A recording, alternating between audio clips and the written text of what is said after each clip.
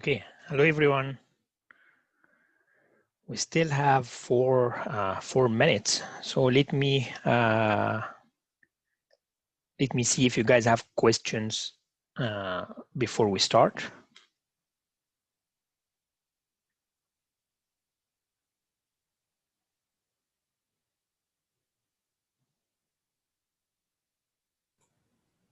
Yeah, sir. Yeah, go ahead.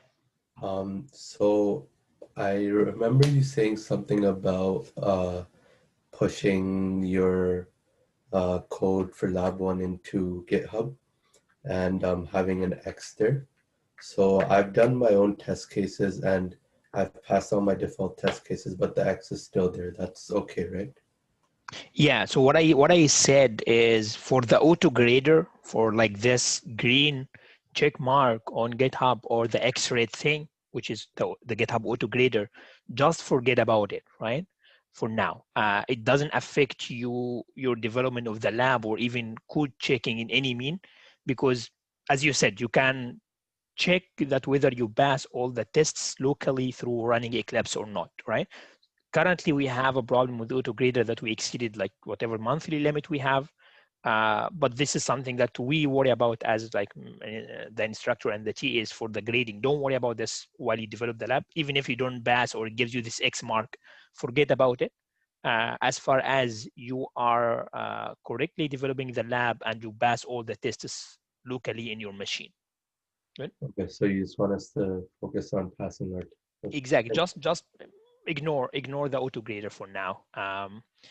You can still push as frequent as you want for the all the GitHub capabilities work as normal. Nothing will cause you any disruption in your development or even in pushing stuff. It's only the autograder that has an issue, right? And this you shouldn't worry about at all, right? Okay, thank you. Thanks. Question for the lab test cases, the only input we do have to be the same of data type, right? I remember some question asked for positive integer. So does that mean just for that question should be a positive integer? I'm not sure if I get this question, Kumara. I'm not sure if I get that.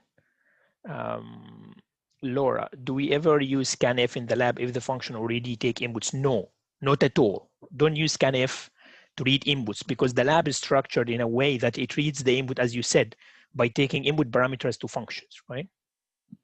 I have a question. Go ahead, Nicole. Thanks. So I can't figure out how to like replace the make files and that stuff. But everything I'm doing runs, and when I push it to Git, it all shows up there properly. Do I still need to like worry about replacing those files? I would say, unfortunately, yes, you still have to worry about it. So to replace these things, you just copy and paste them in the folder where you have the lab, right? If you still feel not very sure about that, can you please just come to the office hours and then either me or the TA will help you. It just takes a couple of minutes, right? So if you do that and come to the office hours or even your lab session and you ask the TA, this can be very easily done, right? But this is an issue. I don't want you to run into problems when we auto grade your lab locally in our own machines to do the grading, right? Because the make file currently, the old one has an issue. So I guess you need. I'll download the attached zip and I can't find it in my computer anyway. Okay, I'll come to office hours. Okay, sure. Let me see if there are other questions.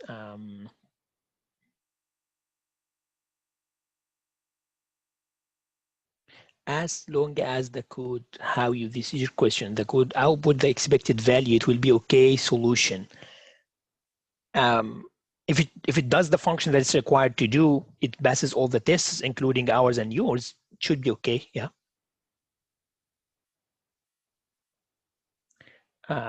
Marissa, for question 7 in lab, do we need to account for cases where the input has leading 0? Yes, this is already stated in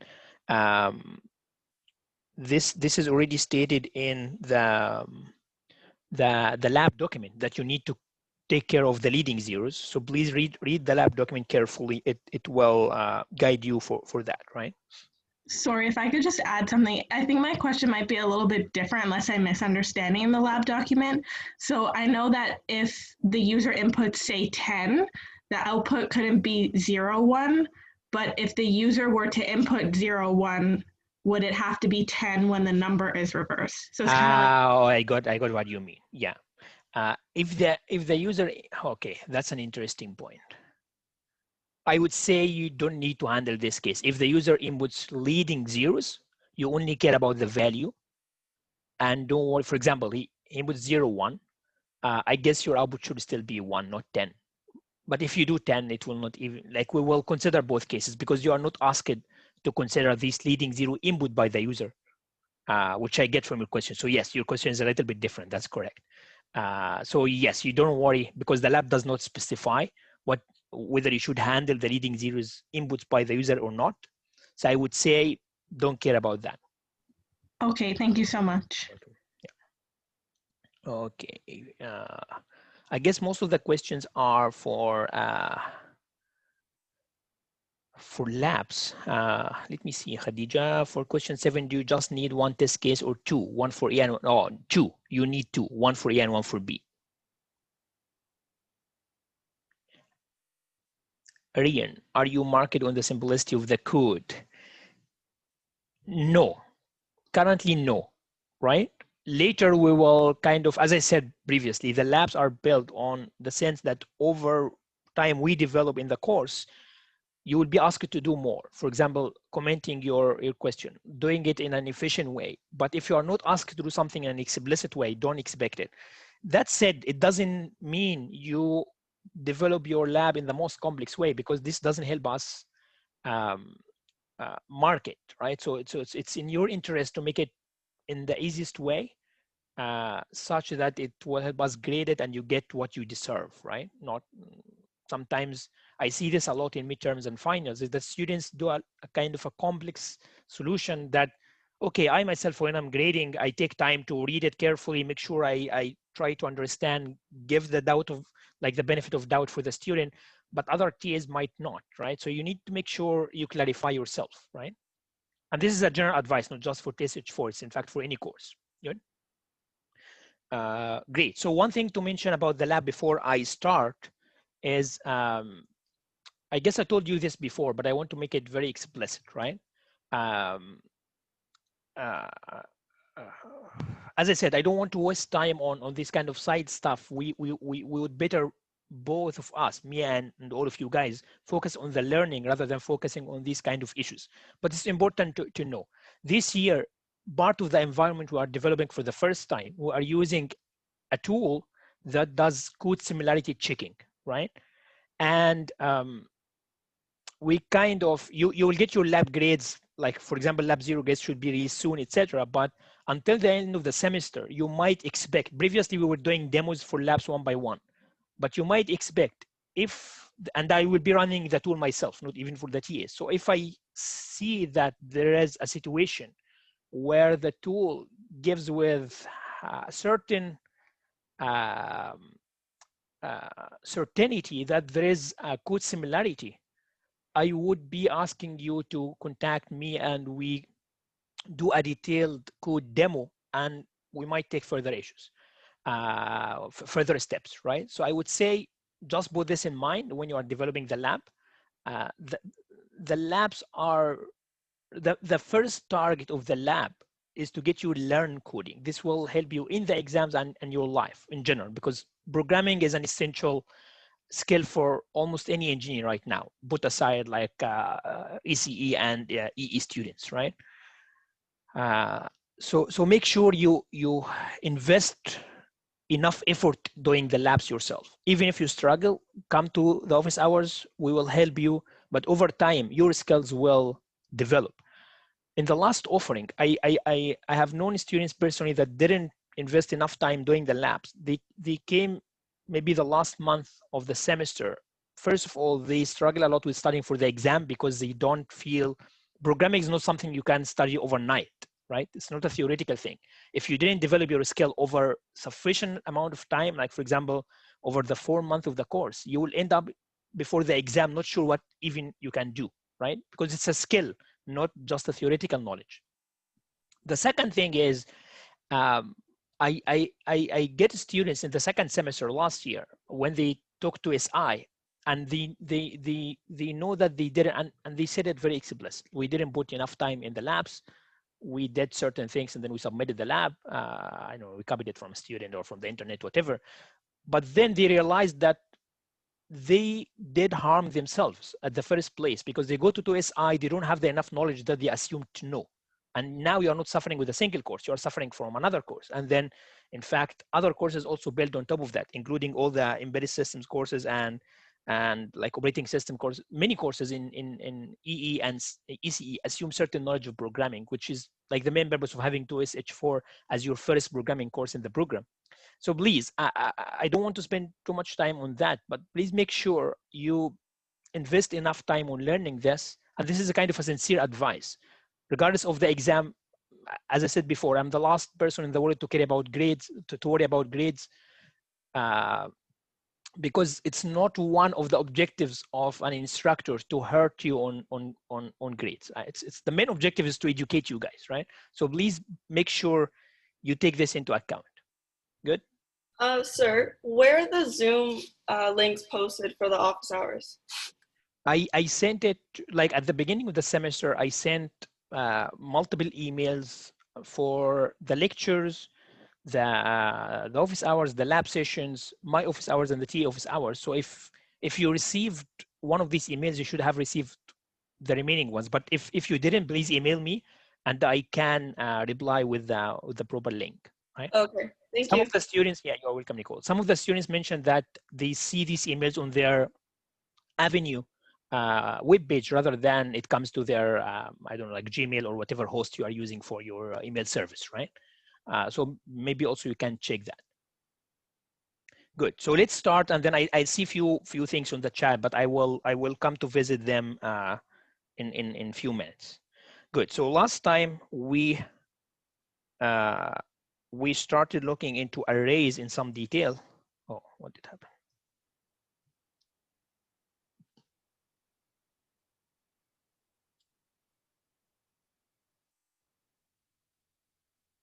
Okay, good, still here. So we looked into 2D arrays, right? So here, okay, one thing to mention before even the 2D arrays is in C, the most important thing to understand about arrays is that you don't have boundary checking, and that's one of the most confusing things of people doing programming in C. Let me just go to the page that has that. For example, here in this example, we have two different loops. If you have an array size of n, the first loop, in fact, because you are looping from 0 to n, okay, this is the correct way of doing it. But if we, okay, if we do something like this, let's say I'm just talking about n here. This is very problematic because the last iteration of the loop will access Cn. But if you have an array of size n, the maximum valid index you have is n-1. The problem is that in other languages like Java, as we will see, or Python, the one that you are familiar with, you have automatic, it's called automatic garbage collection, right? And this is one of the hot topics in programming, in fact, and in developing programming languages as well. And there is research going on how to do an efficient garbage collection. But the general idea is the following: the compiler of the language has the ability to check the boundaries of your memory, and if you're trying to access a memory that is not allocated to you, it will give you either an error or warning. C does not have that. This is not a problem in C, I mean, like a mistake, for example, in the programming language, because the main purpose of C is to give you a low-level control of the hardware. Part of this low-level control is being able to deal with the memory as you wish. So it gives more responsibility for the programmer, but also it's very easy to get tricked as a starting programmer, because it will not tell you that you exceeded your array boundary, and you get something like segmentation fault as a compiler error when you try to access something that is wrong. even more severe than that, you might try to modify a memory that is not part of your program, and this can even cause your system to crash, because you might be able to write something into a memory location that is handling something of another program, and then your system, your whole system will crash, right? So C does not have any boundary checking for you. You have to make sure you guard your program and you develop your program in a way that pays attention to that. Good. Okay, so we said this last time, but it's very important to mention again, because this is one of the most common problems I see either in labs and also in the exam. This is already stating this and giving some examples. We have went through this last time, but then, okay, we also discussed arrays and functions. We said, if you want, so the first rule is a function cannot return an array in C. Why? Because functions in C return a single value, but arrays is a data structure that holds multiple values. But if you want to modify an array in a function and reflect this in the caller, what you can do, we said simply just pass this array to the input function, like as an input parameter to the function. Arrays, because the array name is in fact an address of the first element. So by passing the address, this is called pass by reference. And by doing this, any change you make in the called function will reflect in the caller function, right? And we have seen this in multiple examples. One example we have done ourselves during lectures. Another example is in lab 1, where we pass, for example, I guess this is the perfect number question in the lab, where we pass an array from the test cases file into the question. I guess this question 6 might be. And it's called actual, and then the function modifies this array, and then you return it back, you check its value, and it should change. So you have seen this practically yourself.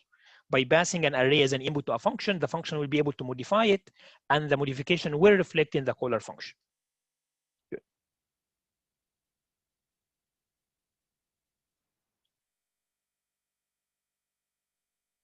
We have went through these examples before, and we said, what if I don't want the function to modify the array? For example, just read it as an input, regular input parameter. In other words, what if I want to pass my array by value, not by reference? Then you put this constant qualifier before the array in the function prototype.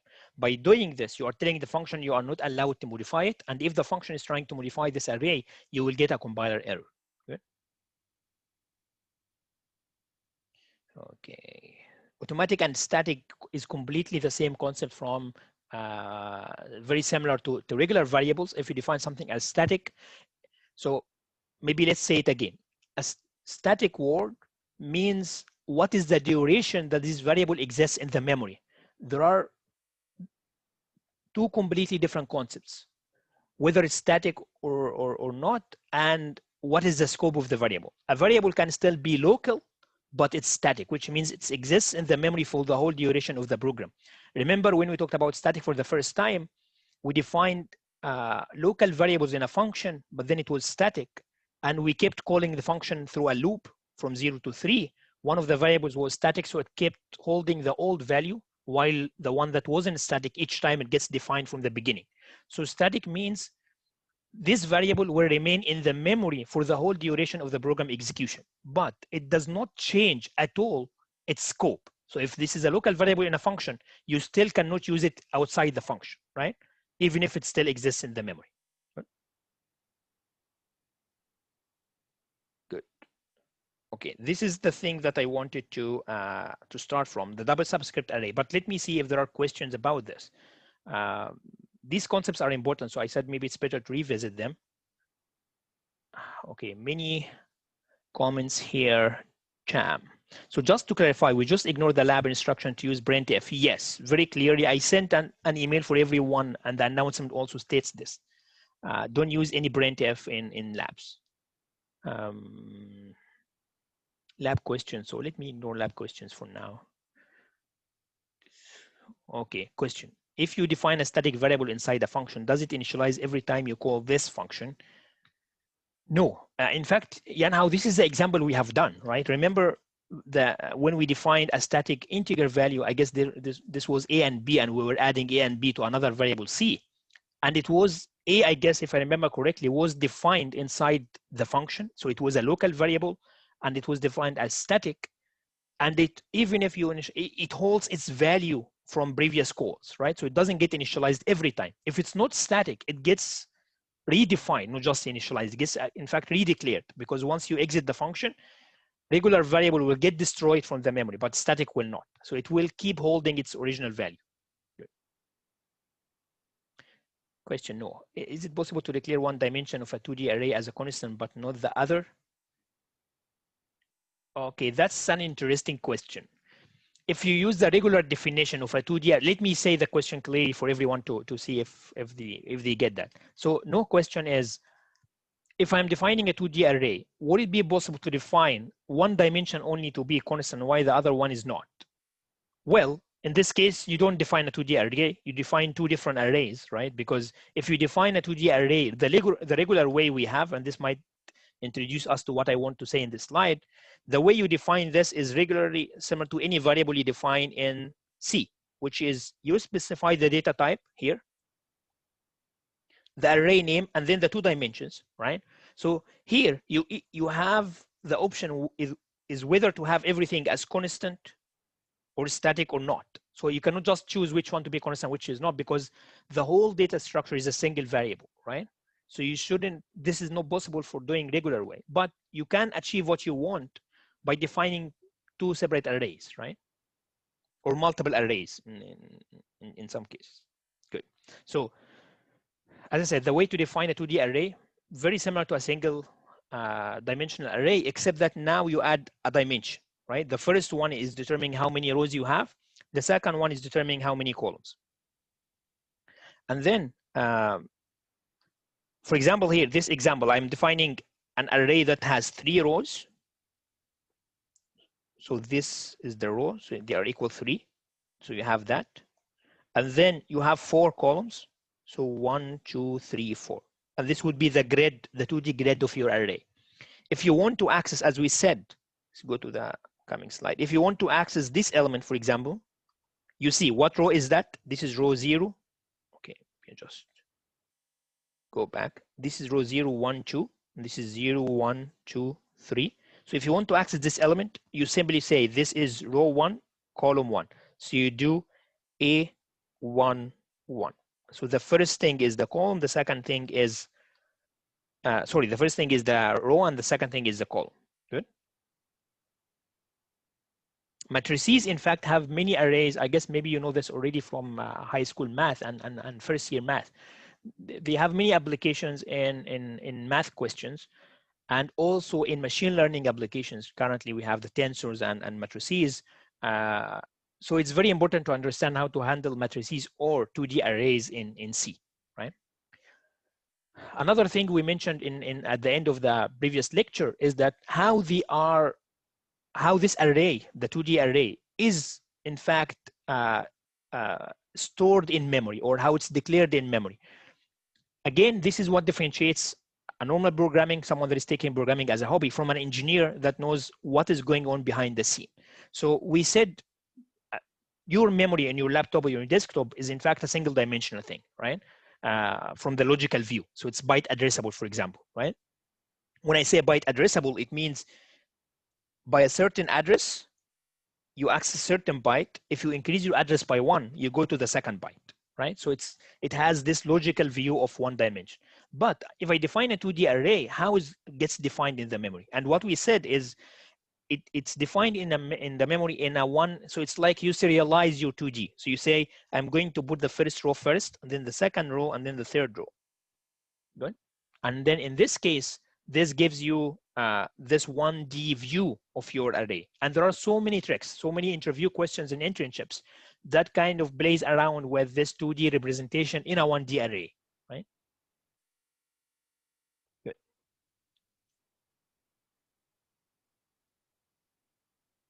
And then we said, each of the rows of your 2D array is an array of its own, right? Because a 2D array is nothing other than an array of array, right? So for example, if you say A0, this is your first row array. So in the previous example, if we said it's A3, 4, so you have 3 rows and 4 columns. A0 is the first row. So that means A0 has 4 elements, right? So let's see some kind of practical example, and I guess this is what we stopped at last time. Here I have a 2D, sorry, a nested. I want to define a 2D array and then initialize it. So I use a nested loop. 3 rows, 4 columns. So the first loop goes through the rows. This is the rows loop, and then this is the columns loop. And then each time you just initialize it as I plus j. So let's see what happens. So what happens here if I have that, and I have 0, 1, 2, 0, 1, 2, 3. I guess maybe it's better if we in fact write this down, but that's okay. I guess I will leave the actual hands-on online GDB in another complex example. But let's see how this initialization works. What you do is you say for each of these iterations, I'm taking I as my row, j as my column. So the first thing is 0, 0, and then 0, 1, 0, 2, 0, 3. So you initialize every row in the internal loop, and then you move to the another row by the outsider loop, and then you just add I plus j. So here I plus j is 0 plus 0 is 0, and this is 1, 2, 3, because the row is the first row is all 0, so you just add the columns. And then for the second row, 1 plus 0 is 1, and then 2, 3, 4, and then 2, 3, 4, 5. If you try this out, this is what you will get, right? Because each element here, for example, let's pick a random one, this one. This one is row 2, column 2. So you just add I plus j here in this statement, which gives you 2 plus 2 equal 4. Good. And then another way of initializing a 2D array is similar to initializing a 1D array by just serializing all the elements. Let's understand how this happens, because this again touches on the fact that a 2D array is nothing other than a 1D array, but array of rows, right? So if you are saying that I'm having 3 rows and each row is 4 columns, so what you do is you take the first 4 elements here from your initialization and put this in, and then put this in your first row, and then this is your second row, and then this is your third row. So what you will end up having is something like this: 10, why is it so slow? 10, 10, 10, 10.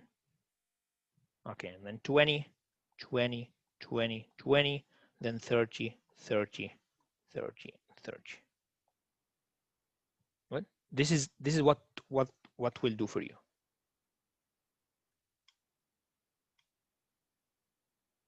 Good.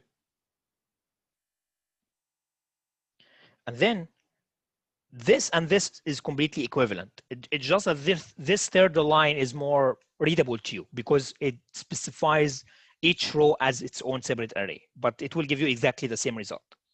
What if you do something like this? Maybe this is a question that I have to you based on what we discussed in a 1D array. What if I'm initializing my 2D array as this fourth line? Can someone expect what would happen? Let me look into the chat here. Could possibly be that the entries that were left null could be they just left as 0. Exactly, Ayman. Yeah, thank you. So that's correct. As we said from a 1D array, if you already specified the size from this static size, the remaining elements that you didn't initialize will be 0. So this will end up giving you, the first one is 0, 10. You have remaining 2 elements, so the compiler will fill this as zeros for you. And then you have 20, 20, 20, 20, and then 30, 30, 30. You have 1 left in the third row. This is 0. Good? Okay.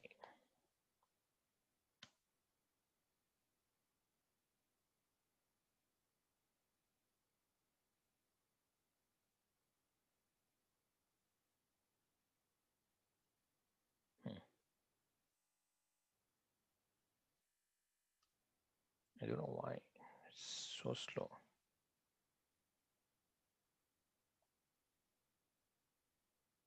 Okay, and then the same idea holds here.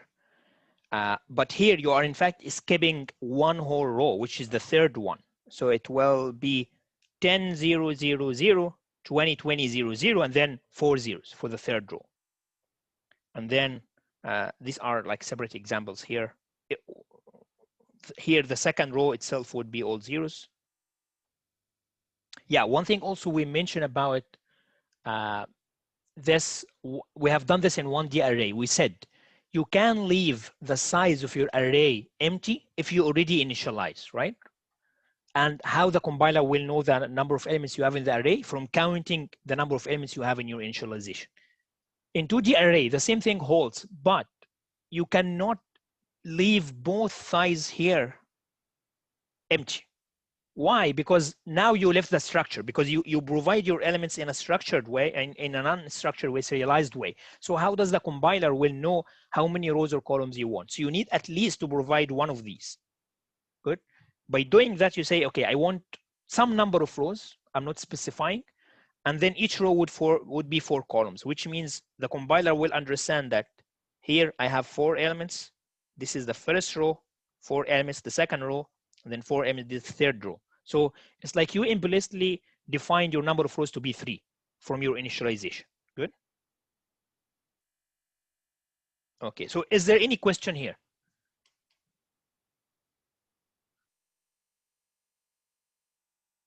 What if have 0, 1, 2 on the first row? Would it be 0, 1, 2, 0? That's correct. Okay.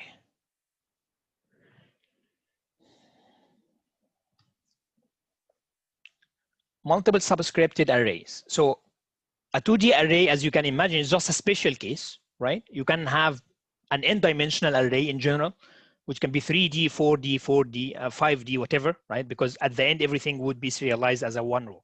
How these things get interpreted in the memory, exactly the same way as a 2D array get defined as a single size array. So as you can see here, this would be your first dimension, and then you jump into the second dimension. So basically, the first thing is you iterate through the columns of the last dimension. Once you are done with this, you move to the last -1 dimension, and then up until you reach to your first dimension, right?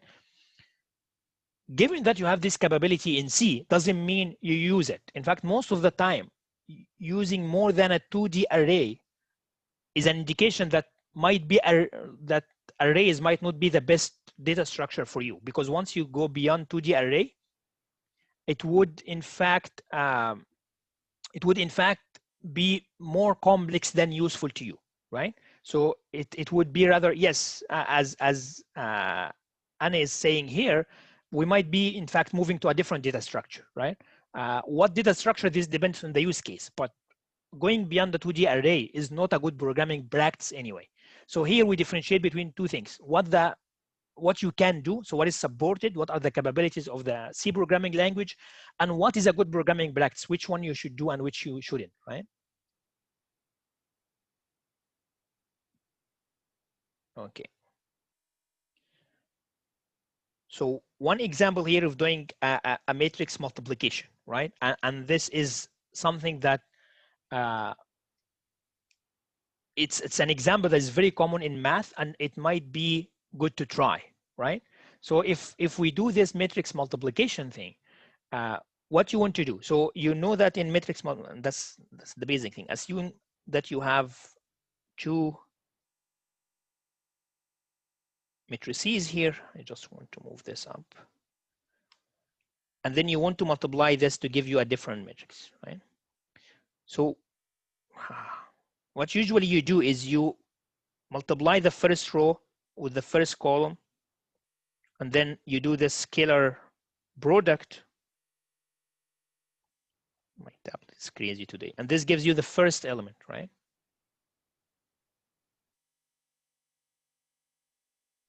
Be honest, that's crazy.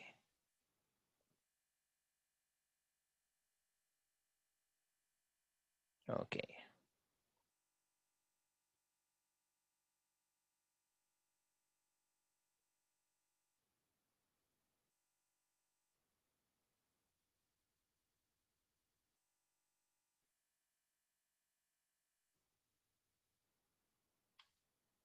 Come on.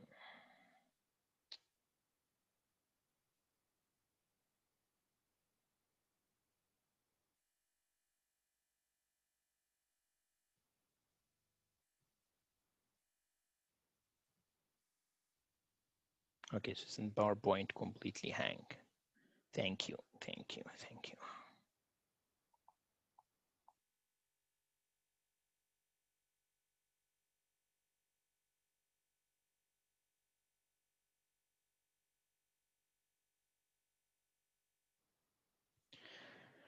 Okay, I might just.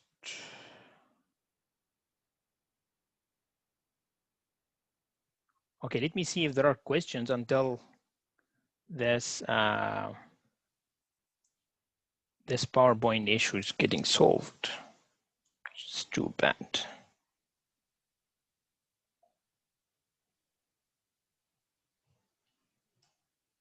This is not useful link. I get this is what I was saying. Okay, so we reopen that. Come here to the array.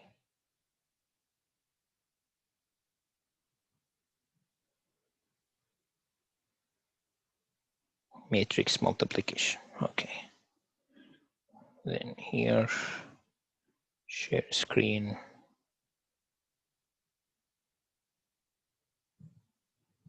Hopefully we should be good. Okay. So what we're saying is, come on. So what we want to do is we want to multiply two matrices. So we want to multiply A and B, and we store the result in C. Good. To be able to do this, what is the rule? What is the rule in math? Is you have to have the number of rows of the first matrix is equal to the number of columns in the second one, because you do like the first row with the first column, and then this is scalar product that you put it in the first element here, right? So this should be clear for everyone from high school math. How to do this in C? That's the point that we're trying to do here. Is first of all, because you want to go through all the rows and columns, so you need a 2D array, correct? And you need 2D arrays, and you need a nested loop. And then here, what we are doing, so that's something that is interesting in this example, and it's something that also it's important to know. In passing a 2D array to your function, if you specify, it's enough to specify one dimension. Remember, if you pass 1D array to a function, you don't even need to specify a dimension at all, right? We just leave the bracket empty. For a 2D, you only specify one dimension. Here we are saying that the number of columns of A and B is n. In this case, what is the condition to be able to multiply A and B? Can someone get the condition? If the number of columns of A and B is equal to n, what is the condition of A and B to be able to multiply them? Sorry, go ahead. Someone was trying to say something.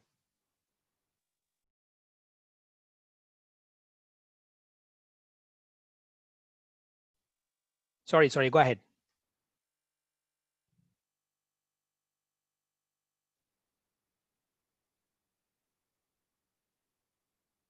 Okay, no one was trying to say anything.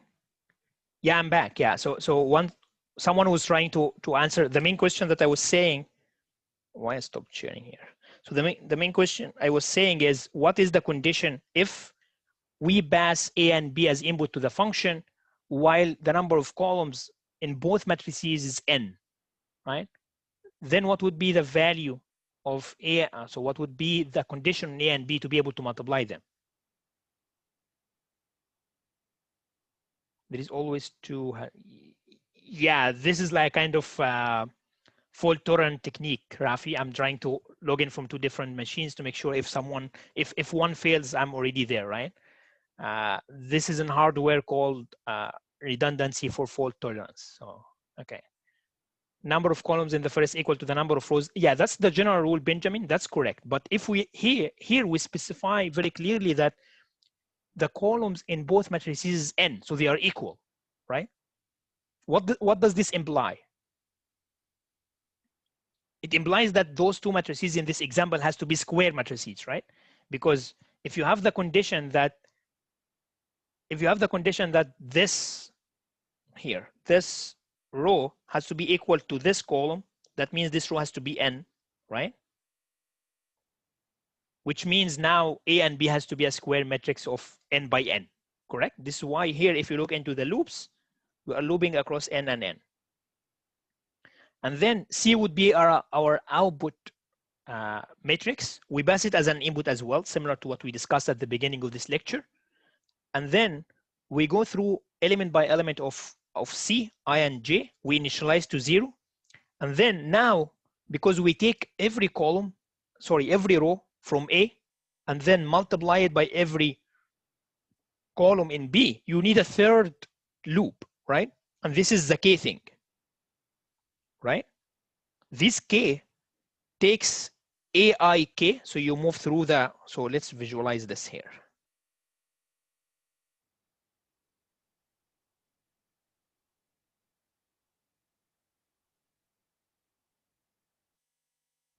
What I want to do is move forward here in the first row, for example, and here.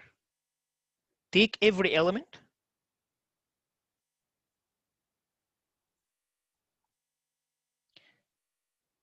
Take every element. Come on.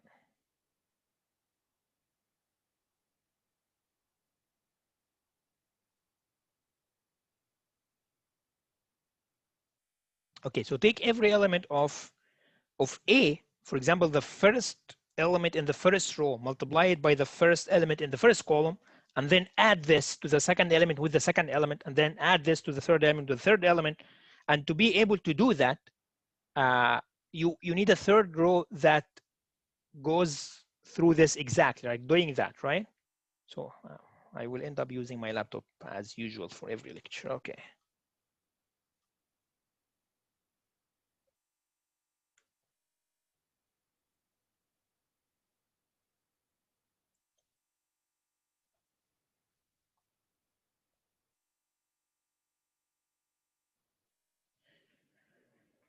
Okay, so let me do that.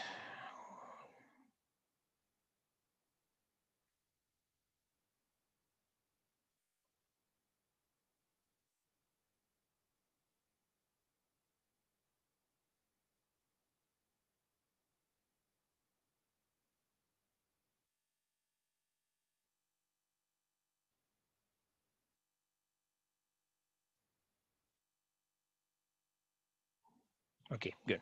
So move this away. And let's just focus on that. So what we're saying is,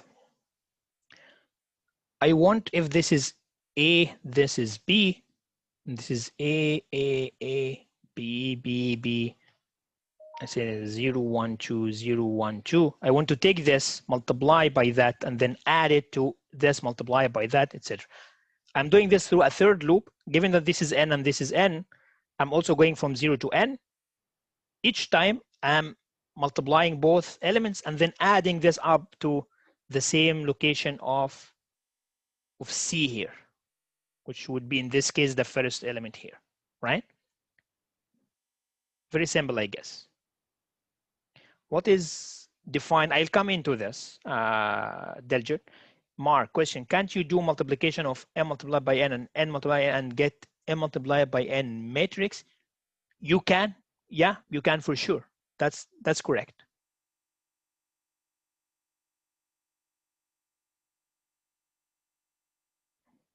What is define n? That's a good point. So define in C is like declaring a constant value.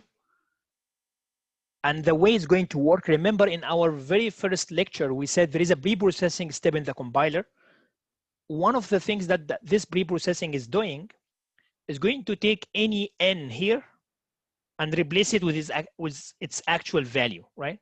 So it's like defining a constant integer value that is called n, right? And this only exists in C. Great.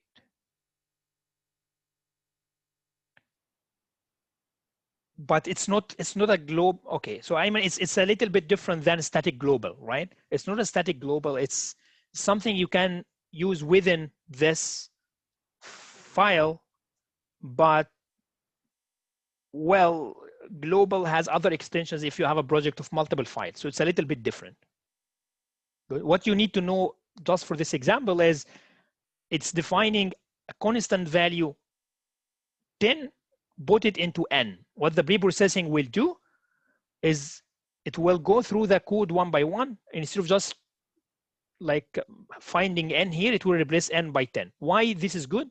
It's readable. It also allows for easy modification of your code. If you specify all your dimensions as like 10, 10, 10, 10, if you want to change this to 20, you have to go through all your code. But now you change a single line, right?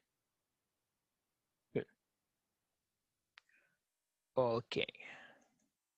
So given this understanding of how we do matrix operations in C, what if I want to do a transpose? So I want to do a matrix transpose, right?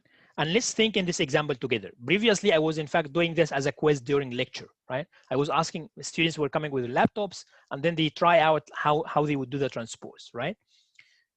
So it's not a quiz, but let's think about it together. Let's think if you want to do a transpose of a matrix. So you take a matrix as an input n, and you want to transpose it, what you would do? What's transpose again? Okay, yeah. So let me. Sorry, I guess you guys forgot this from matrix operation. So matrix transpose is simply putting the rows. Oh, come on. So assume I have this matrix of 1, 2, 3, 4, 5, 6, 7, 8, 9. Okay, it's a 3 by 3. So it's, let's say I have this. It's 2 by 3. So you have 2 rows and you have 2 columns. So a matrix transpose is simply transpose the matrix to have the columns in place of the rows and rows in place of the columns. So if you do a transpose for this, what it will end up being, instead of being 2 by 3, it will be 3 by 2. And now you would have 2 columns. So it would be, and you would have 3 rows. It would be 1, 2, 3, and then 4, 5, 6, right? So you take the first column, sorry, you take the first row, make it your first column. You take the second row, make it your second column. So you put the columns in place of rows and the other way around. So it's like you rotate by 90 degrees, right? Yeah, thank you. Good, thanks. And make matrix transpose, it might sound like a toy application, but in fact, transposing matrices has many applications in machine learning and image processing, because you can represent your image as a 2D array of pixels.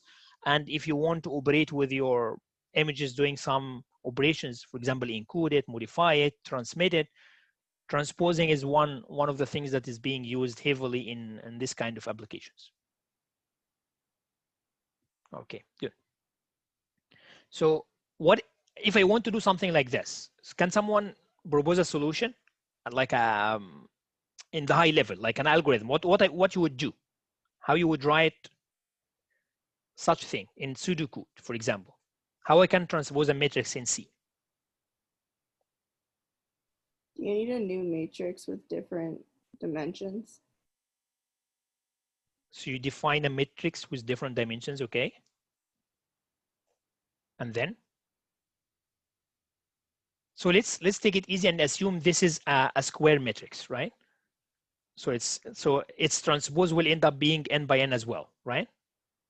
Where we are doing this in this example to just avoid the case you mentioned, which is you need in fact a matrix that have different dimensions. So it's n by n.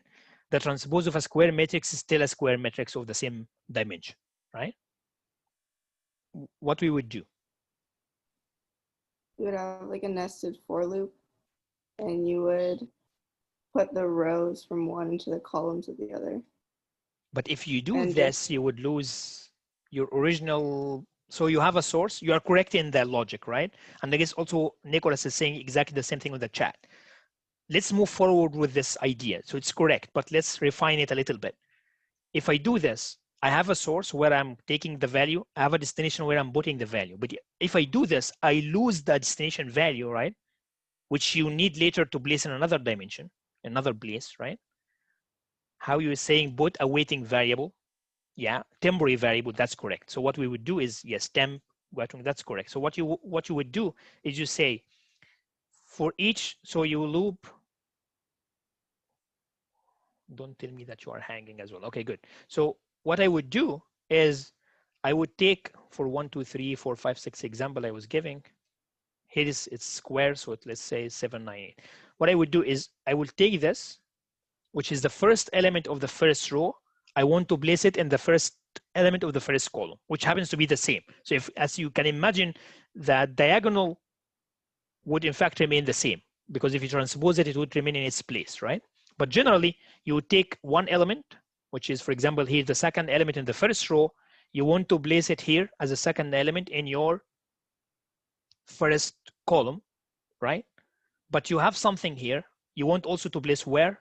In the original place. So here you define a temp location, a temp variable that you put the 2 in, and then move the 4 in the 2 and then move the temp in the 4, right? This is swap, right? So usually you swap 2 variables using a temporary variable, correct? Someone is writing loop here. You have a nested for, and then you transpose a, yeah, but if you, okay, so Anna, that's correct, but here you are defining another matrix. So it's a correct solution. Great. So it's good that someone came with a different solution. We don't need this temp thing if we define a completely temp matrix. So I'm defining a transpose matrix of the same dimension. I'm just copying everything in the correct location, right? But at the end, there is one missing step, which is you have to put this transpose matrix into the original one, right? Because the transpose, if you define locally within the transpose function, it will not reflect in the mat. And the mat is the only thing that is being seen by the caller function. So the transpose will not reflect, right? So at the end, you need to copy the transpose into a mat. But this is not the only problem. The second problem is, can someone imagine what is the problem of defining a completely different matrix to do that? It's not a functional problem. It's another problem than function. Sorry, go ahead. Your main function wouldn't know about it because you defined it locally. Yeah, that's correct. But this was the first problem I said, which is at the end you can overcome this problem by copying the matrix that you defined into the original matrix, right? And then now it will be seen. That's just not very time efficient. Sorry, what you say? It's not exactly. It's not efficient. It might not be time efficient, but it's not space efficient, as people were saying in the chat as well. I guess here, yeah, Arjun, less memory efficient. That's correct. I'll erase that space. Completely correct. You defined an n by n matrix, and instead of defining a single variable. Remember, in the solution that we mentioned here, it was just a single variable, a temp variable, so it's an int, which might take 4 bytes extra. But now, n by n, if it's double, it's not 4 bytes. This one would be, if it's 64-bit, then it's 8 bytes. And instead of defining 8 byte temp variable, you would define n by n, which is here 10 by 10. So it's 100 multiplied by 8 wasted memory locations for no reason, right? As you can see, it's still a correct solution, but it wastes some memory space, right? Good. So let's see here how we do things based on what we discussed as pseudocode. So what you would do is you define a nested loop. You need to determine where to start and what is your limit, and then you want to swap things. By swapping, I'm defining my temp variable that takes ij and then place this in ji, right? So in the example we have had here, I deleted it, but basically taking, for example, the second element in the first row, put it in the second element in the first column, and take the second element in the first column, put it in the second element in the first row. So you swap things. You just don't put it in a different place. Everything gets exchanged, right? And we use the temp for that. It's good. So this is the logic we discussed. It remains to kind of determine some of the fine-grained things. What is the limits? How I should go?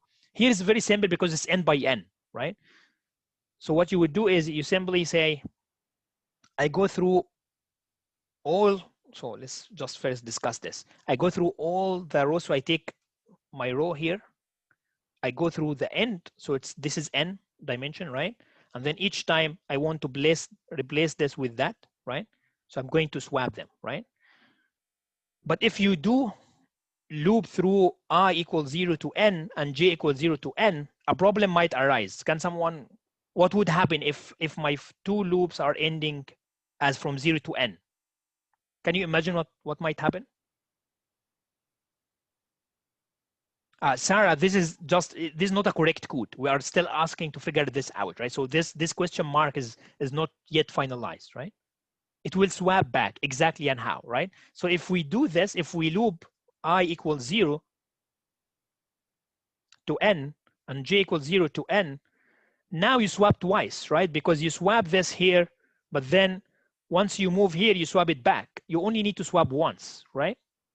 Which means if this is an n by n matrix, by only conducting the swap in the first half or the upper triangle, it's called the upper triangle of the square matrix, and swap this with the lower triangle, you are done. But if you do it in both sides, you swap and then swap back, which you will end up having exactly the same initial matrix you had, right? Great. So which means you need to determine that I want to stop once I hit the diagonal, right?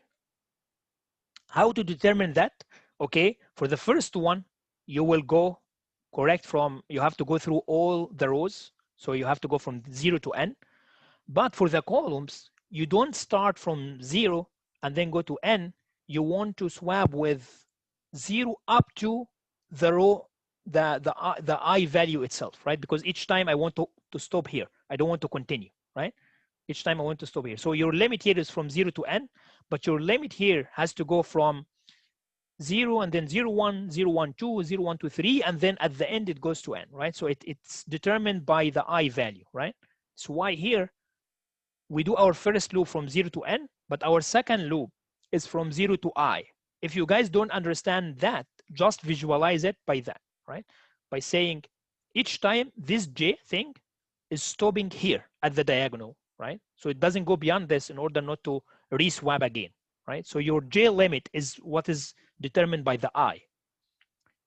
Again, if you don't understand it more, like you can take an example. Let's say, for example, through the loop, I equal 2, right? So let's say now I'm in the iteration where I equal 2, right? So 0, 1, 2. If I equal 2, and then 0, 1, 2, 2. Okay, so let's say, okay, 3, 3, just to take something in the middle.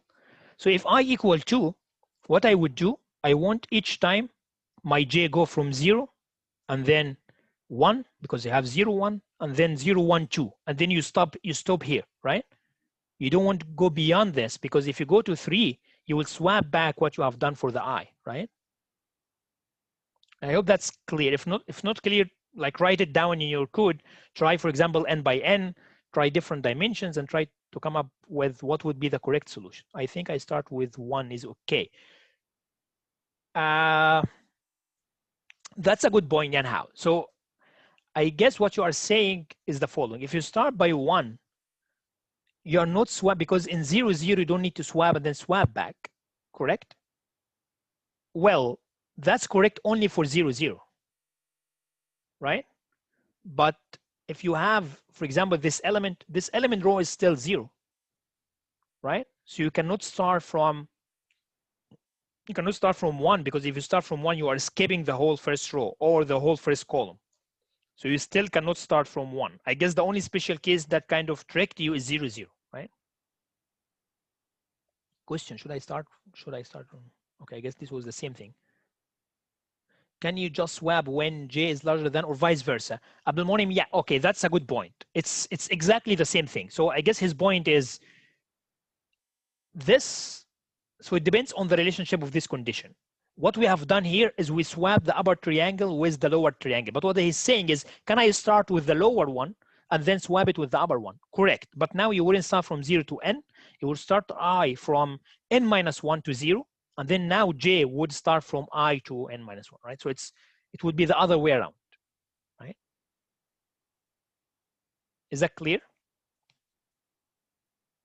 So let me see if there are questions. Usually I highly encourage you guys to try this out in your own, and let's see if you have questions. Another thing that I advise you to do in the meantime, and maybe we discuss in the tutorial, is what if the matrix is not square? What if it's not n by n? Here we leverage the fact it's n by n. But what if, for example, it's n by m? What you can do? How can you make your solution general, right? Think about it, and then maybe in the tutorial we can discuss more, right? Or even office hours if you had questions. So by this, let's stop because we are over time already, and see you all on Wednesday, tomorrow then. I will stay also for a few minutes if you have questions, but everyone else is free to leave. Thanks, everyone. Can I ask a question about the definition and initialization part? Sure. Yeah, now go ahead. Yeah. Like, can you go to that page? Is it like the one you defined, the 2D, right? I guess you're talking about the 2D. Yeah. I don't really understand what's the last line doing. Can you go? Yeah, this one, I guess. Okay, let me see. I need the last one. the video here. Okay, the last one. So the last one is very similar to the previous one by not specifying the row size, but here you want to have 3 rows. So you have to do this to let the compiler know you need 3 rows. And what will end up happening is the following. How many rows you would have? 1, 2, 3. How many columns you would have? You already defined this as 4. So you still have the 3 by 4. 0, 1, 2, 0, 1, 2, 3. And then your first row is 0, 10. And then the remaining is 0. Your second row is all zeros because it's not initialized. Your third row is 30, 30, 30, and then 0. Okay. Does this make sense? That makes sense. Yeah. And for the second last one, so does it comes out with an error with that one? No, why? Like, let's see, right? You just say I need four columns, right? So what would happen is to just say, okay, these are 4, these are 4, these are 4, right? So does it automatically know determine the number of rows? Yeah, exactly. Remember in the 1D array, we said you don't need to specify the size here statically if you do the initialization in this way. By doing this inline initialization, the compiler implicitly knows how many elements you need. It's exactly the same thing here, except you need to determine at least one dimension. The second dimension can be inferred from the number of values you enter, right? I see. And also, what if you only have 10 elements for the second last example? 10 elements. Yeah. Like if you don't have okay, that's perfect. So what would happen is the remaining elements would be 0. So for example, assume you don't have that, right? So the compiler knows here, this is the key. I know I have 4 columns per row. So I'll take the first row as my first, I'll take the first 4 as my first row, the second 4 as my second row. I hit the third row, I discover there are 2 missing elements, so they will be 0, 0. I see. That makes sense. Perfect. Thanks. If you kind of get confused with some of these, just open your Eclipse or online GDB or whatever, write it down and look into what. This is always something I advise is have your hands on, right? Because something that you can easily check your understanding by writing it down and see what the compiler will give you, right? So by having the blank square brackets, that forces it to recognize that as being the number of columns per row. But if you didn't have those blank square brackets, then that would just be 4 rows, and then the number of columns wouldn't matter. Oh, I see, Arjun. No, what you said, so okay, you got the idea, but you got it in the wrong way. This is forcing the compiler, because here we didn't determine number of rows, right? By doing that, you are enforcing the compiler to use 3 rows, right? So if you didn't have that, it will not, in fact, define 3 rows, right? Right, but in the example above, for instance, you're also not defining the number of rows. You're just saying the number of columns, and it's breaking up the values into correct. rows But this example, we didn't have these curly brackets inside, right? So so you are leaving it as one dimension. Yeah. If you got rid of the square brackets in the int c, the empty square brackets, then it would just be 4 rows, and then it would divide it into a number of columns, right? So the number of columns wouldn't be set, it would just be 4 rows. You want to do something like this, right?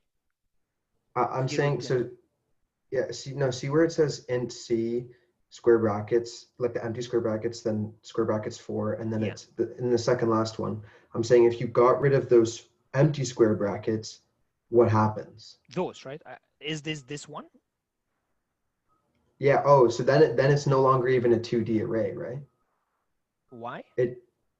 If you got I guess what I'm saying is you have to declare the empty square brackets, even if you don't put a dimension on it. Otherwise, like what happens if you don't have those empty square brackets? Oh, I see. So if you're saying if I do something like this, 10 and then 30, 30, correct?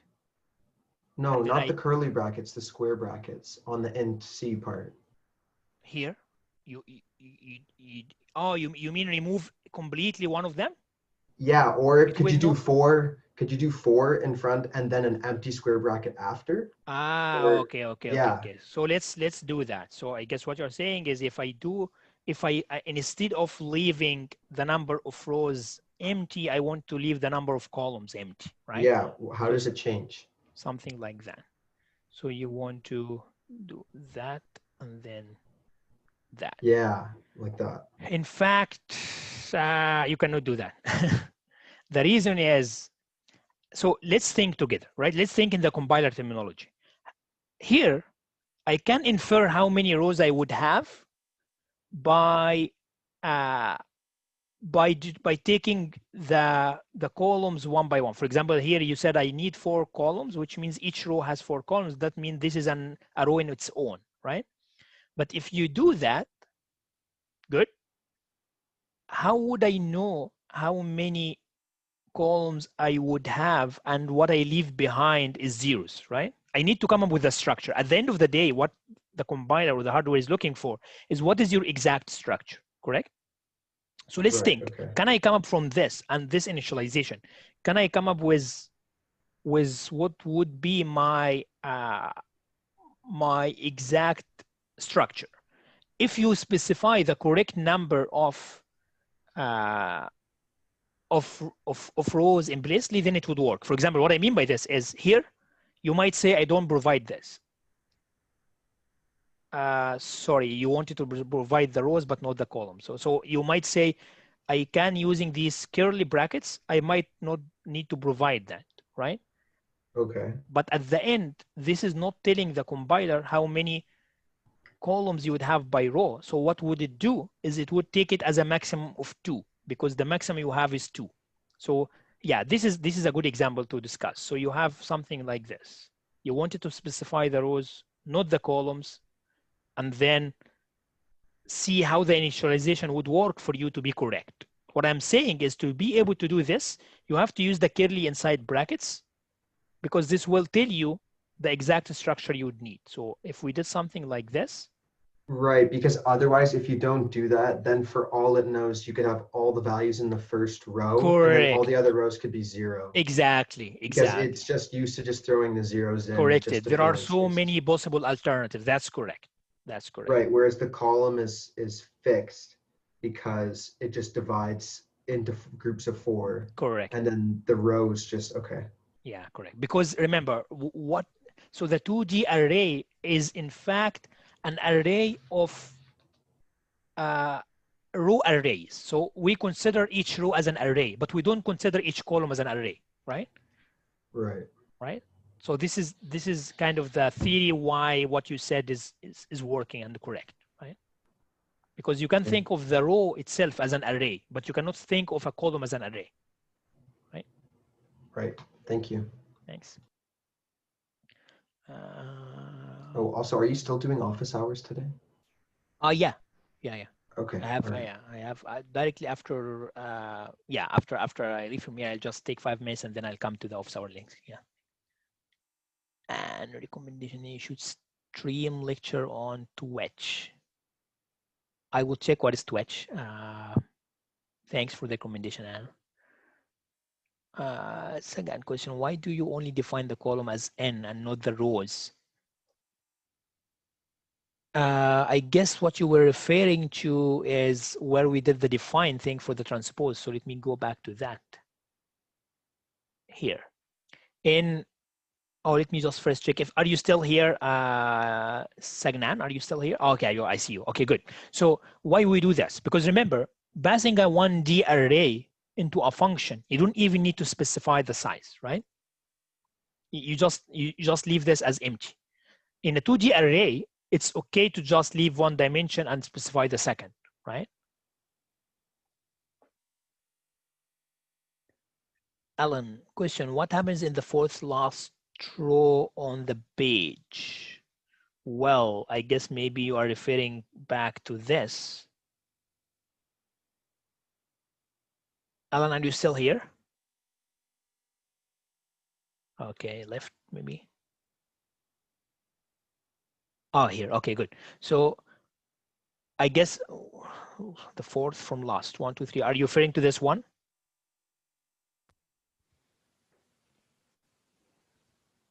Okay, so let me see. So what happens here? So I'm defining again a 3 by 4. So 0, 1, 2, 0, 1, 2, 3. And then I'm initializing. So 0, 10. The remaining is zeros. 4 20s, so it's 20, 20, 20, 20. And then 30, 30, 30, and the remaining is 0. This is exactly what you will get if you define the array in this way. Why that's the case? Because any elements that are left behind not initialized would be zeros if you specify the size is very explicit. He said in the chat he's talking about the row below. Oh no, the row below. Okay. Yeah. So, yeah. Okay, so let's look into the row below. So I still have that, so maybe I just remove these from here. And then I would do that. And then that's one. So 10. So your first row is 10. The remaining is zeros. Your second row is 20, 20. The remaining is zeros. Your last row is all zeros. Because this is how it works. You just fill in first come, first serve, and the remaining would be zeros, right? Good, thanks. Okay, so I just to make sure I catch the office hours, if you still have remaining questions, please like jump to the other link, and in 5 minutes I will be there. Thanks everyone. Thank you. Bye bye.